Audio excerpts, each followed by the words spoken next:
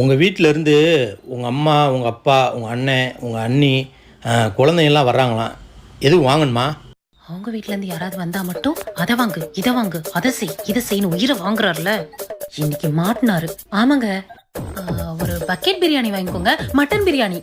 Mutton பிரியாணிக்கு முட்டை மட்டும் தான் தருவாங்க. 65 சேர்த்து சொன்னால் தான் நல்லாயிருக்கும். ஆடு அதுவா வந்து மாட்டுது. ஆமாங்க, 65 சொல்லிருங்க, 2 கிலோ. அப்படியே ஃபிஷ் ஃப்ரையும் சொல்லிருங்க. ஏங்க குழந்தைங்கலாம் பிரியாணி சாப்பிட மாட்டாங்க, அவங்களுக்கு சிக்கன் நூடுல்ஸ் சொல்லிடுறீங்களா? குழந்தைங்கன்னு சொல்கிற, ஐஸ்கிரீம் வேண்டாமா? ஆமாங்க ஐஸ்கிரீமும் சொல்லிருங்க. சரி மச்சான், கேட்டுச்சா? வரும்போது இதெல்லாம் வாங்கிட்டு வந்துருங்க.